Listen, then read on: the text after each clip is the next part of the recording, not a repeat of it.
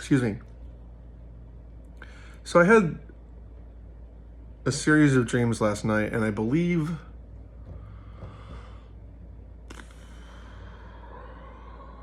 they're for my future wife. I believe I'm dream sharing with her and my future kids. And so I'm going to put it out there. Eventually, what I believe within this year, God's going to activate me, and you'll see me healing. Everyone will see me healing. And so that'll give more credit to this now. But I have to start moving in the way of big things, or the big things won't occur. And if those big things don't occur in the future, they won't be reinforced in the now. So to show you the things I want to show y'all, I have to start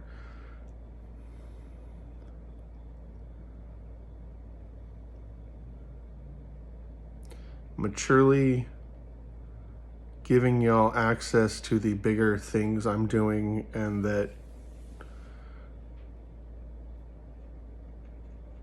heaven is doing with me, I think is the best way to put it. So anyways, I've been told by a prophet that she's watching now. And so I want to give out these dreams, and I was kind of led to believe that these dreams will be important to her. Like, she'll hear them and understand that they're for her. So in the dream, a wise man akin to Elon Musk designed these rockets that were remote control and able to pull cars down the street. And so what does that kind of mean? Rockets are kind of a theme that I've been working with heaven a lot. I like space, and I kind of have a gift for power. And like Elon Musk, I'm an inventor. It's just I tend to invent things spiritually. I'm very creative also.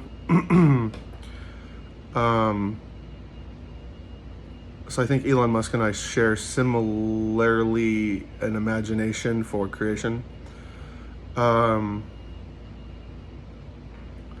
So the rock would be like a driving power force to help promote where people are driven to go. And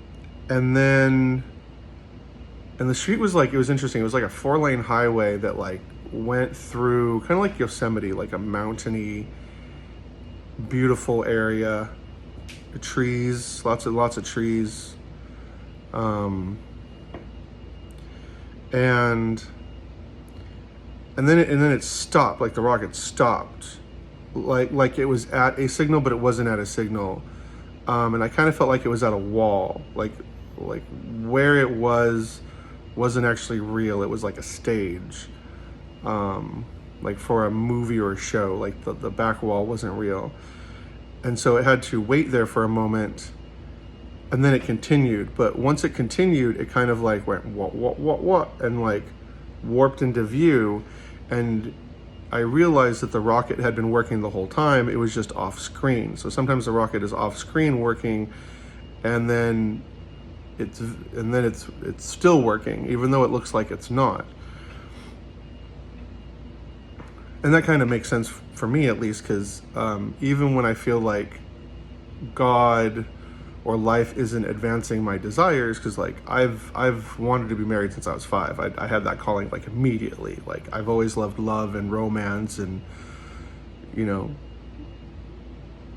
the idea of holding hands and walking on a hike or something ever since I was a child.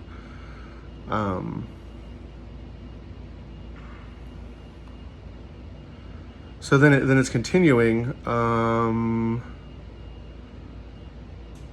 towards the destination. Okay, so then we go to the next part of this same dream, and I was helping this girl. I think she was in like a red dress, and she was sitting alone in a restaurant, and she finally had her chance to be a drummer, which I thought was pretty cool.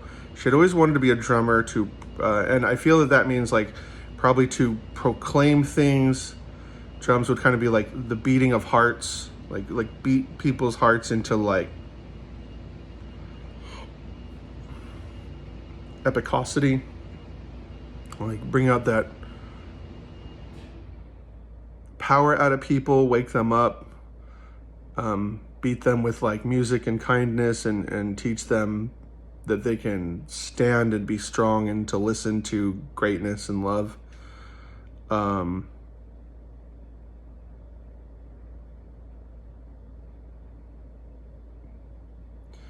a drummer.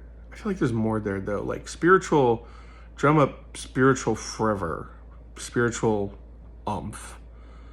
But she was really good, which was interesting because she didn't know if she could really do it. But the moment she started drumming, there was like 4 drums in front of her, and she just, the moment she kind of started, she was just like, and it was just all over it, and it was really impressive. So it's probably like the power and beat that she always knew she had, but didn't accept or have faith that she truly had, but wanted to know that in the future she had, so she could start being that person now that she was later, according to prospective theory.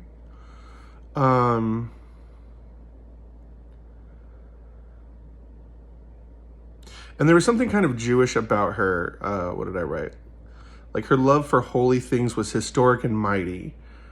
Like it was made of stone. But what's interesting is I see stone, I can see like a hole through it. Like it's like looking through like it's this like a concrete or like concrete stone, like through the hole of an eye of a T-Rex. So there's like some spiritual, probably darkness within her, but it's not actually darkness. It's like historic might. And so because of her lack of training, she sees it as darkness or as evil, but really the might is so big it's beyond her scope. So she can't handle what she realizes is truth. So in hiding from it, it becomes an obsessive evil, but really it's just an historic might that's kind of traveled up the Jewish lineage, because like the Jews are just people of God. So really it's God's power, but it's in this deep historic way. And it's just and so it's just this might. And then grace too, like grace calling, and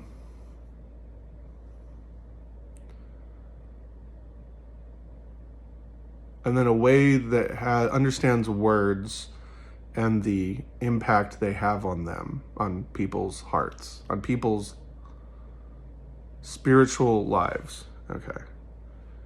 God, this light is making me hot. So I went to a restaurant. It was a Mexican restaurant. And I said to her, you only get one shot. And that was interesting because it reminded me of that Eminem song. And I think I'll know Eminem later in the future. I've seen a couple things where I think either he or his daughter will kind of conjoin in ministry. Because once I start healing people, a lot of people are going to want to sign up and be a piece of that. Because healing will be awesome, and everyone wants to heal and work in the supernatural, and this will be like the first time in history it just like spreads everywhere. Well, second time in history. So you only get one shot, and I kind of said that with that rhythm and meaning and power, because that's a powerful song by Eminem. And she really wanted to take it, but she needed some encouragement.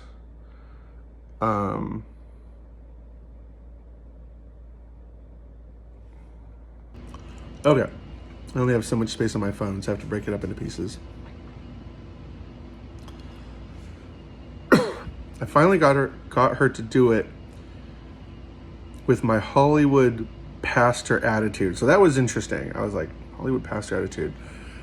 Because that thing makes you think of like kind of watered down mega churches. What did I write? And that doesn't mean I'm a fraud, but I have a spiritual showmanship. Imagine me like a Christian Jim Henson. So he made the Muppets, he made Kermit, he made Sesame Street. or a Christian Walter Disney, or a Christian absent-minded professor, if you've seen like old black and white Disney movies. And so then she took the kind of umph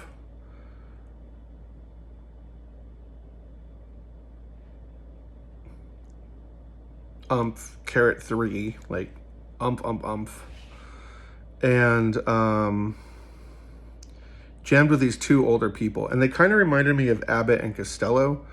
If you've ever seen the comedy sketch Who's on First, look it up. It is one of the best comedy sketches in all of American history. It is just wonderful, and it's G-rated. And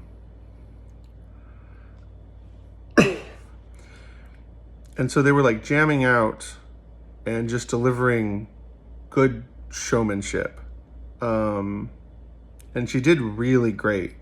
I still keep remembering her in red. Like the color of her, and then her drumstick stood out, and then like the beige drumsticks and the white drum pad. So the white would be like spiritual endeavor with like spiritual with thoughtfulness, and the drumsticks wheat, so like bringing in souls, maybe harvest, I don't know. She did really great, and I came back and I had to use the bathroom, and I think that's because I had to use the bathroom when I woke up. Oh yeah, but the bathrooms in the dream in this Mexican restaurant were labeled funny. One of them was like in French, and I couldn't figure out, but I like understood it. I like understood this was like a smooth French word.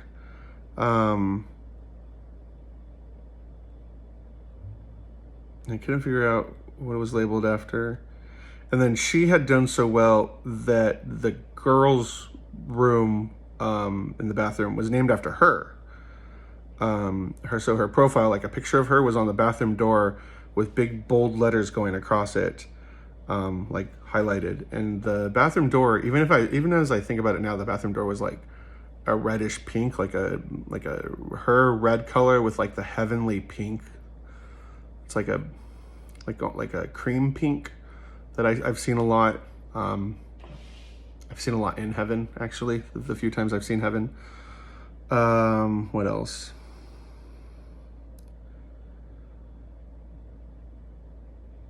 But she was sitting at this counter writing sketches. Oh yeah, she was writing sketches, just like, and I wrote down here a whole bunch of them.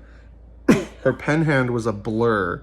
She was writing comedy and cheer sketches so fast. Like, so she wrote sketches that like brought more to humanity and made people uplifted to cheer, to like be possessed by cheer. So later she was kidnapped by a bad force. Okay, so this is like the next part of the dream. She was kidnapped by a bad force. It reminded me of the Speed Force from The Flash. So in The Flash, there's Barry Allen, who wears the red suit, and then I forget the name of I think he's called the Reverse Flash. So he wears the yellow suit. That's the evil guy, and it reminded me of that. So she's kidnapped by the yellow guy,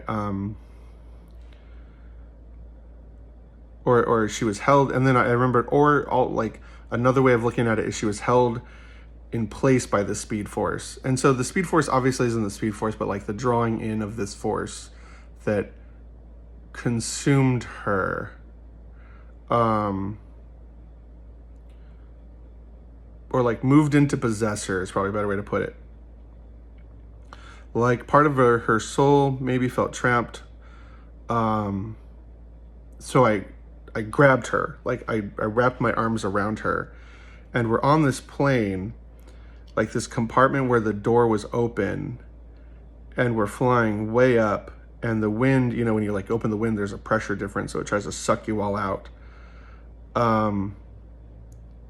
So maybe she's like spiritually trapped, and we're holding on to part of an engine, and then I went to parentheses. Well, she's really worried Like she's really worried and frightened. But I'm really good at scary situations. I've been doing spiritual warfare and been taught how to do spiritual warfare and just the functionality and philosophies of Christianity since I was a child. I was blessed to go to really good churches who had a really good just teaching of everything. They taught it as stories and as like kind of curriculum. But what's interesting about the opening door is it reminds me of that dream I had a while ago. I remember it was like the plane from DuckTales, and it landed on the water and the door opened so the water could go through so it wouldn't fly over the waterfall. So it reminded me of that. So maybe there's tying in of this dream and that one. So I find this very interesting. I apologize if you want me to get to the points, but I like processing this meal and digesting it and taking small bites and considering it is kind of what I live for. So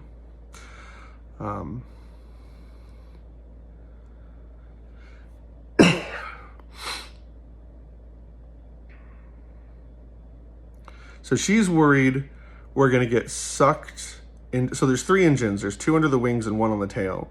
And now I'm holding on to her and she's flying backwards and she's holding on to the engine underneath the tail. Or no, underneath the wing, I think like the left wing.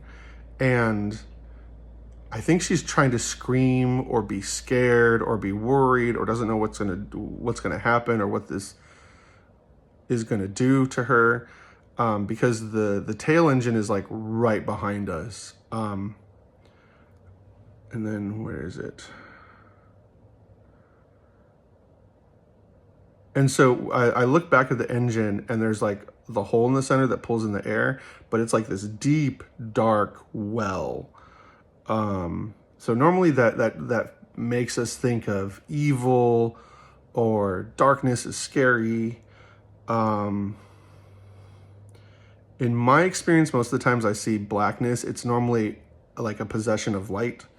So like the darkness consumes light, but sometimes it's just mystery, as a pastor I trust says. So like a deep well, it was super dark and scary, like a deep well. And I said, and then in the dream, I was kind of like flash. So I can like soak in this power. I can pull in this power as much as I want, as much as I need, as much as I can, umph into. So I just pull in spiritual force and I use prayer. And I tell her, don't worry, I'm going to vibrate so fast, which is something the flash can do, that will vibrate together and go right through it without getting hurt. Because the flash vibrates really fast and passes through matter. You can pass through like walls and stuff.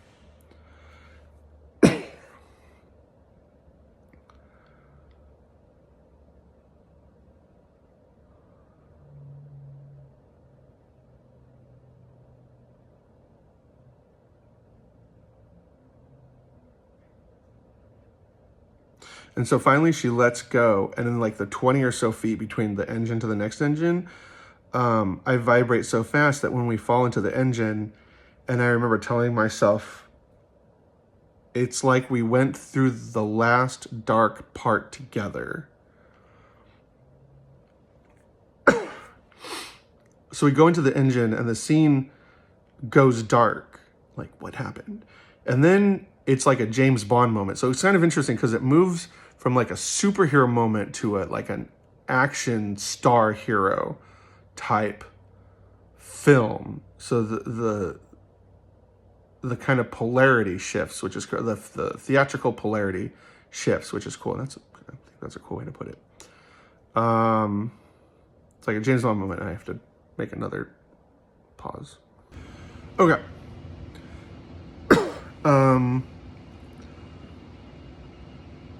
So James Bond moment, the engine explodes, but we're already like well beyond it. Like we're looking up at it exploding and going down.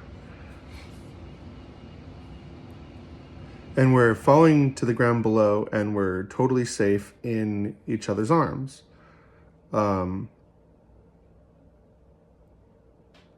Because I've got her tight, like my arms have been wrapped around her the entire time. But once she comprehends that we're safe and I'm safe and this is safe, even though we're hurtling towards the ground, she finally like puts her arms around me. And I haven't let go this entire time, and now she's holding me in the same way. It's really touching. Okay, so then I wake up. If you ever have dreams and you want to log them, which you should, because like all dreams give you data if you pray about it. Use like a voice recorder. The iPhone has one, voice something.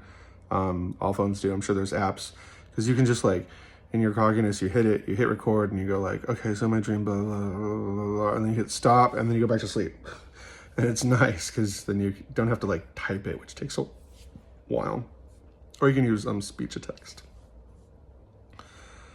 So I fall back to sleep, and I have another dream. There's this young girl, and she's doing gymnastics, somewhere between 12 and 14. I think that's our future daughter, and she's come into my dreams, I think 3 times now, maybe 4. She was in there this morning. I saw her walking out.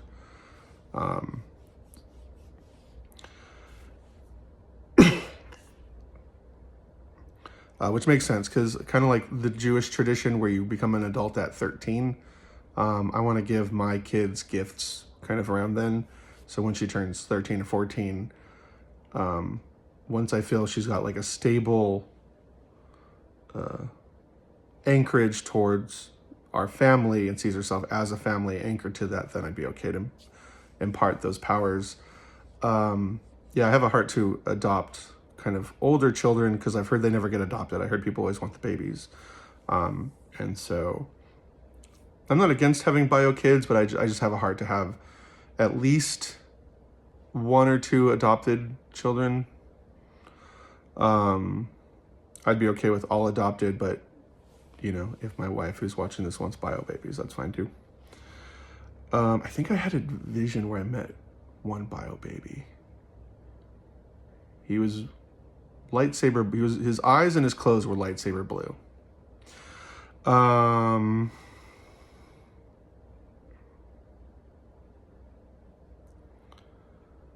So the mom sees me watching. She sees supernaturally through this vision.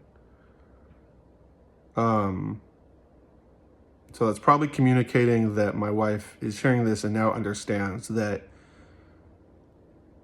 she's seeing something she takes part in and is now open and affirmably, objectively interacting socially with herself to acknowledge or exercise or test the tempering of the reality of this shared extreme moment that seems to defy truth.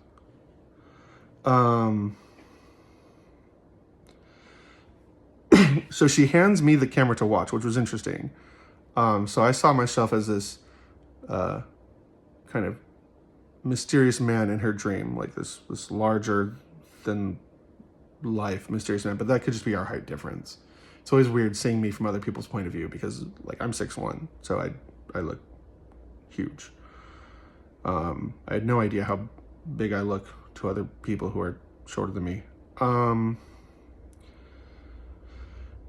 So she hands me the camera to watch, and this girl does this gymnastic thing off the mat, like she's going boing, boing, and she goes, and she just launches like up and off screen. And then she comes down and lands in my arms like a father, like I catch her, like boop, with both arms. I think that's my daughter who's been entering my dreams lately. Might be the next one. I feel like it's the same one. She just has multiple sides to her.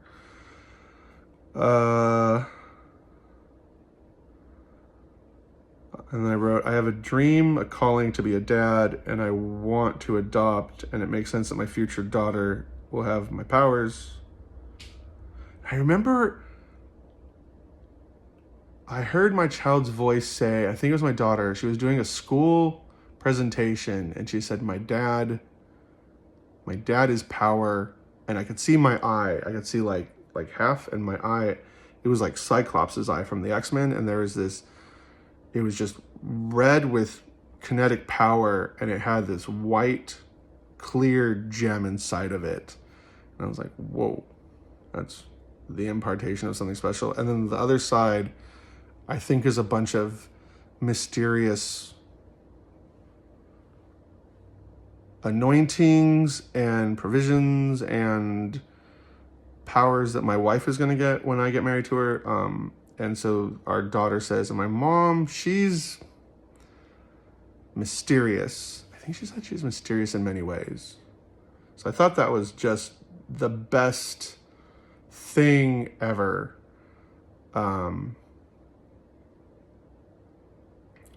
Because I've wanted to get married forever. And so it's good to see that at the end of this adventure, the payout is exponential to what I anticipated and thought possible. Let's see. I wrote, so just like I get visions, she's getting visions too, and our powers. The powers of those in my family are allowing us to meet and get like first impressions, even though we haven't met yet. And what's even more interesting is that Rebecca, who I work with in ministry, is having dreams about her future husband. And then I wrote, wait, I remember another part of my dream. I had to say something so that the girl listening knows I'm talking to her. I'm supposed to say, I'm not married yet. I've never been married, and I want 4 children. Or rather, I feel that right now I'm open to 2, and while I'm typing this, I know I'm actually open to 4 and want 4, and God has plans for us to have 4. I also see a tree that's like a power line post, and it's super big. It's like 4 size the size of a normal, the power line holders, those big posts that are made from trees that hold power lines. And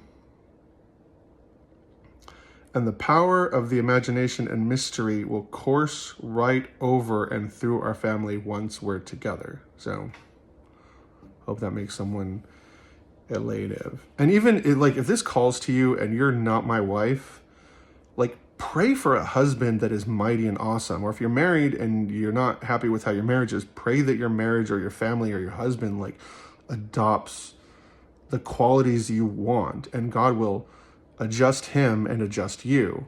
He might be like, okay, I'm going to do this, but I'm also going to do this with you. Like, I'm going to make you a little more gentle. And you might have to be like, okay, well, that kind of makes sense. Or, I'm going to make you a little more strong-willed, or I'm going to give you a couple chores, and you can go, okay, well, maybe I'm being a little lazy. Or, so God's basically going to like give you but also prune, right? You prune fruit trees so the fruit they produce is even better. And sometimes it doesn't seem like it, but trust me, afterwards, you're always happier, even though it doesn't seem like it. Trust God, trust yourself, trust the process.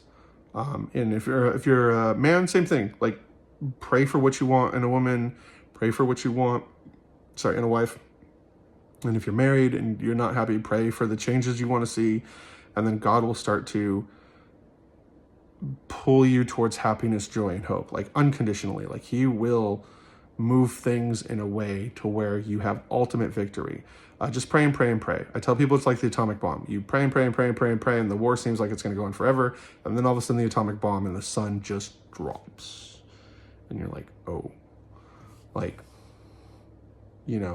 I was 38 and all of my friends have done great, amazing things, working at video game companies, running video game companies, lawyers, doctors, and I'm here doing nothing, and then, well, not doing a lot, and then all of a sudden I get the 9 gifts, and I'm like, I'm okay. Wow. New video. Okay, so what's more interesting is that Rebecca, who I work with in this ministry, is having dreams about her future husband. And then, I already went over that.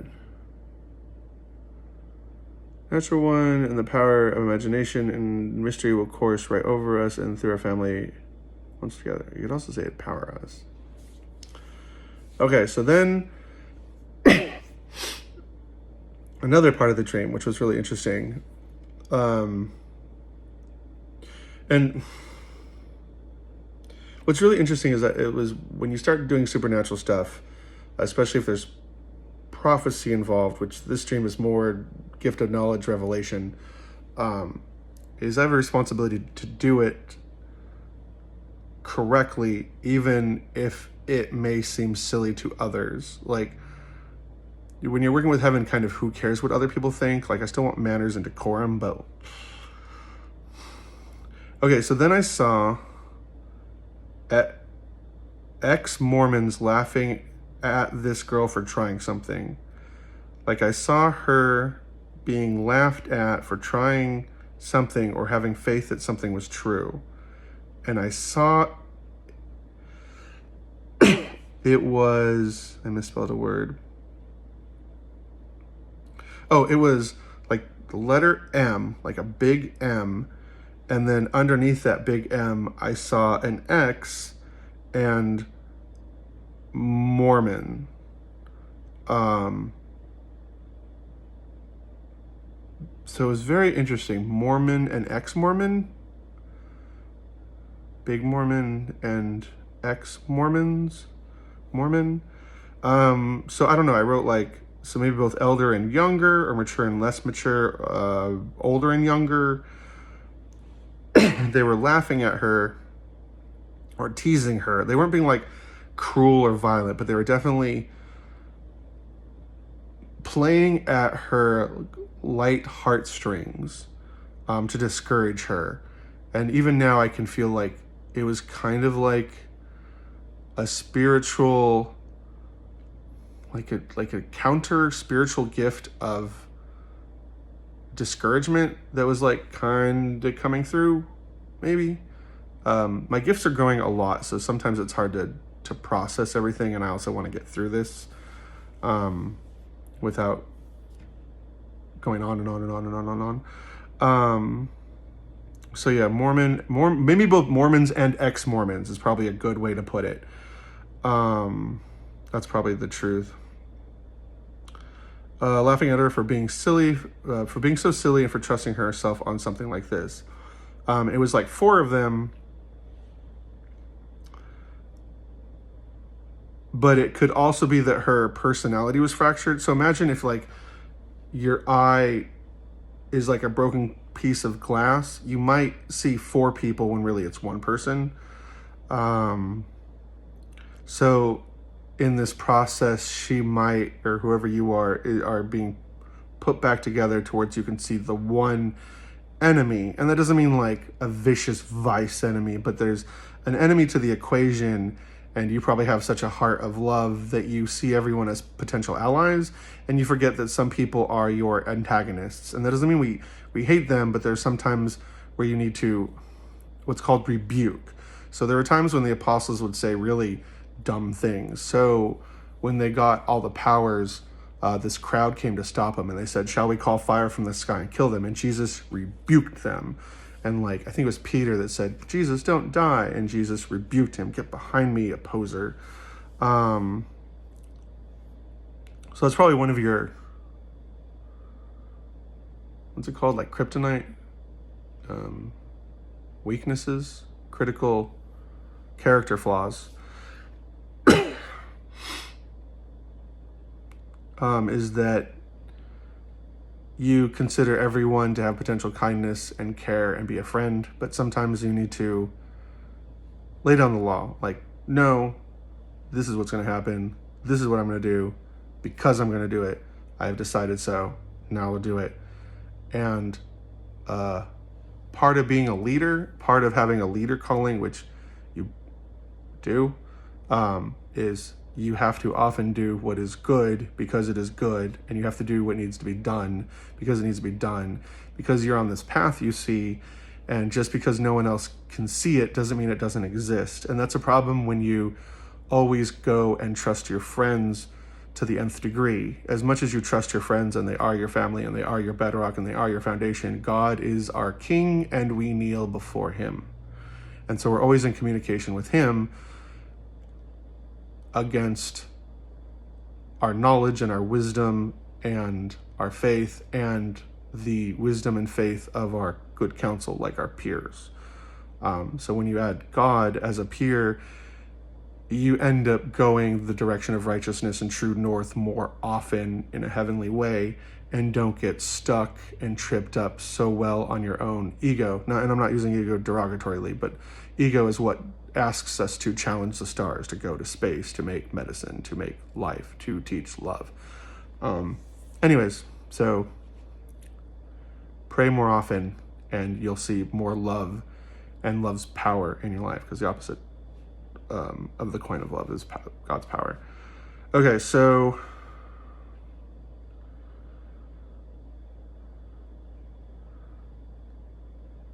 it might be one person, not four, and so you're going through a process that's putting yourself back together,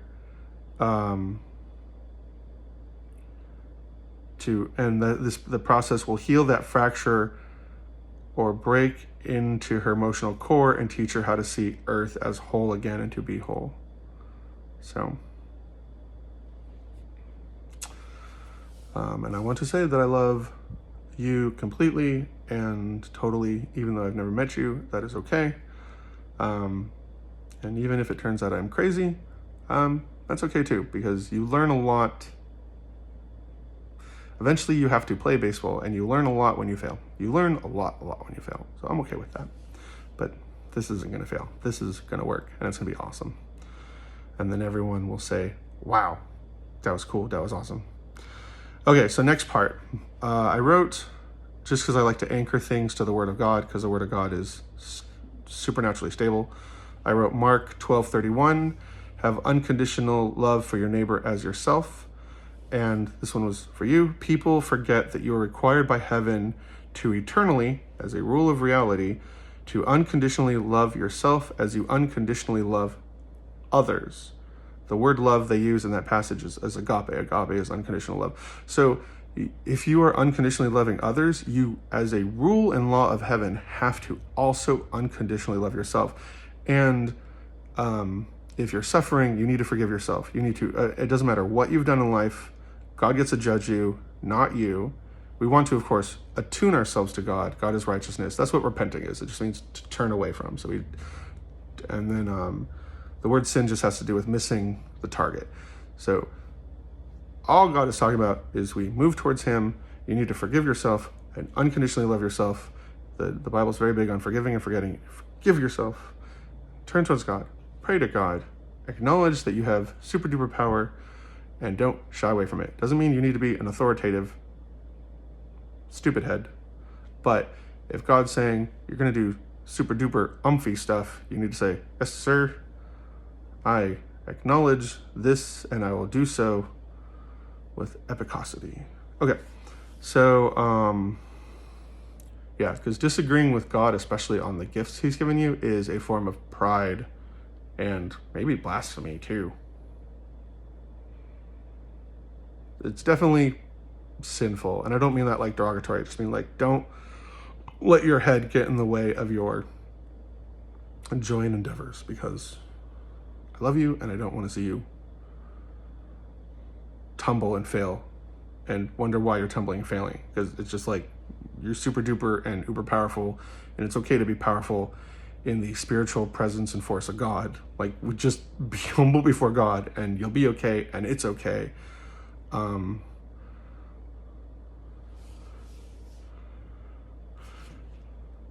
have to stop this and make another video.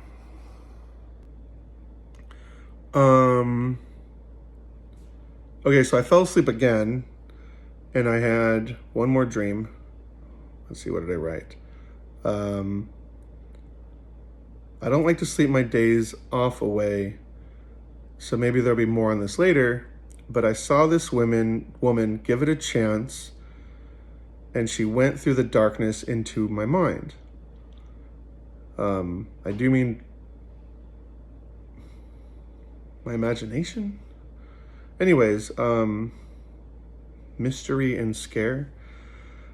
So she went through the darkness into my mind, ready for me to be some just, I don't know what she was expecting, wickedness or surreal or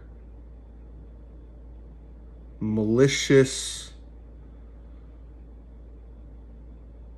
consuming fear of a forfeit or failure. Just something had her gripped. So she went through a chance, went through the darkness of my mind, ready for me to be a monster or something maybe. In her told her I'd be like a giant evil. Like there's something she was concerned and consumed with that I was wrong. And she eventually came into this part. And then the way you do it, by the way, for you watching, is you just tell God you want to do it. And for anyone else who wants to experience things like that, just tell God you want to see heaven, or you want to see a miracle, or you want to see something.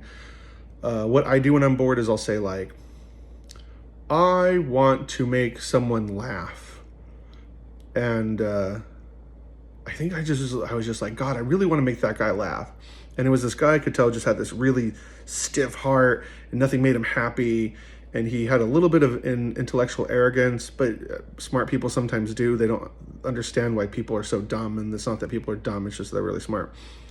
And so he's walking up to me at work and I go, I smell. And I can see what he's thinking. He's going like, oh my God, another guy trying to make a joke, trying to be funny. And I go, apathy. And he just starts losing it, and he's laughing. And the laughing was so good for him. It like softened all of his muscles and softened all of his emotions. And I was like, yeah. And so you can do that. Like one time I said, God, I want to see just a great picture that inspires me. And then I saw this one on the internet and I fell in love with it. And because of that, I got my art minor in college because I was just so inspired to be able to do art as well. Also, remember, I love you guys. And whoever my future wife is, I love you too. Let's see. So she actually came into the dark part of my psyche, and it was like, and it also kind of reminded me of like a secret hidden garden. There's this book called The Secret Garden that I love, and I kind of always wondered for a while. I was always really worried, but then God kind of showed me, and I kind of showed me that like, I'm chill. I don't really have a dark side. I just worry that I do.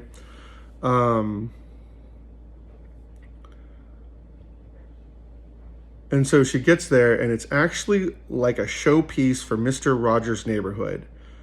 Like me at my darkest self is really just compressed desire. That was a very wonderful revelation from heaven. Just a compressed desire to do something good and honorable with my life. And it kind of reminded me of like a fish's gills or lungs or a spider's lung. There's something about it where they can compress it. And so it just soaks up oxygen more. And so things about me are just there to soak up the oxygen of heaven, or soak up. Because I would always see my eye as dark, and I was always really worried about that. And then God informed me, you just eat light. It's just like a black hole. You just eat light. And when I got to visit heaven, I ate light and I ate light and I ate light, and I was finally full of it. And so it's part of me that drives me towards finding out the secrets of the universe through the Bible and prayer and working with heaven and God. Anyways, I remember I'm doing all this because I love you guys, because I got tired of churches having disagreements and not knowing things. And I was like, all right, I'll find out for myself. And everyone argues about the Bible, was I'm like, well, just pray to God and have him explain it. And so like, whenever I don't know something, I talk to God. Anyway, so it's showpiece, like the set piece from Mr. Rogers' Neighborhood. Compressed desire to do something good and honorable with my life. And she threw her arms down in frustrated exasperation, knowing that this was it. This was all there was about me. There's no more secrets, no more space. All I was clean, hopeful, help for reality's improvement in my. So she got to like that's what it means. Because I saw like in movies, the background will sometimes just be a wall with a painting, and it's just a very good painting, so it looks like reality from the camera. And so this was it. It was like the back of like a Mr. Rogers' Neighborhood set. And so she like finally runs up to the back wall that is me, and it was just like a drawing of like a garden and clouds and the blue sky.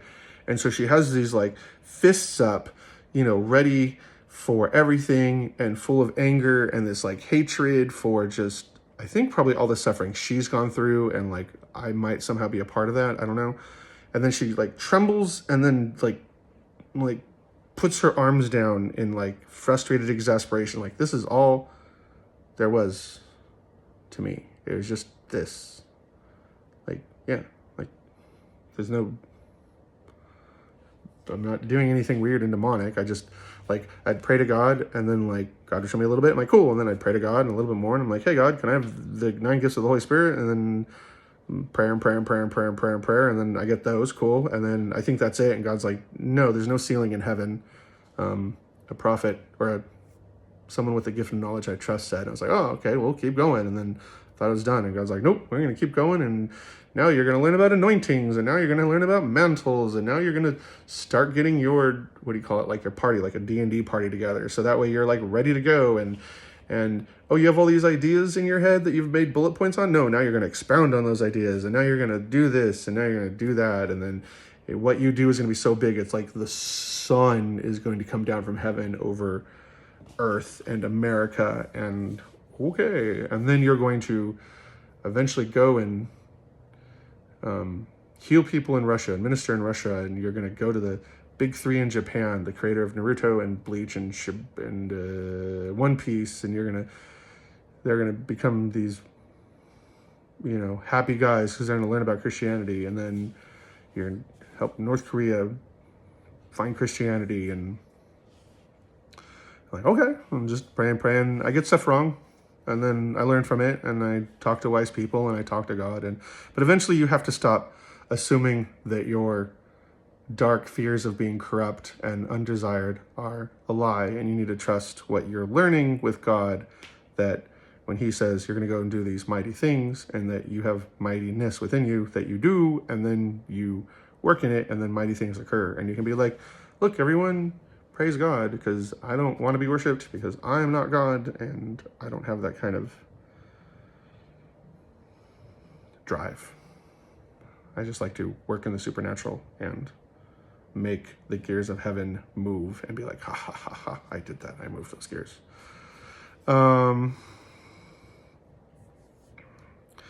But anyway, anyways, I wanted to share, if you have a dream, if you want a soulmate and you want a soul tie, or to share each other's dreams or soul tie together, just pray about it. Whoever you are out there, my lady, just pray you and I start to still soul tie, and this will like, and you'll start getting access to all my powers, and your life will change, and you'll be like, oh my God, there's a lot of power and there's a lot of stuff, and God's talking to me all the time, and I'm seeing through the supernatural, and it's crazy, brah. Okay,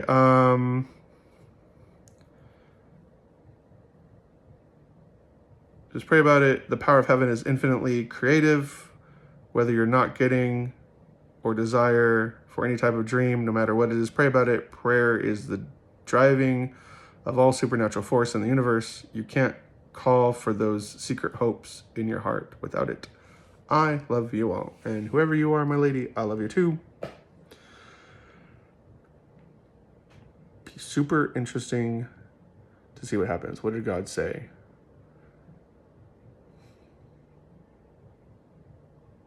No, I think that's it. But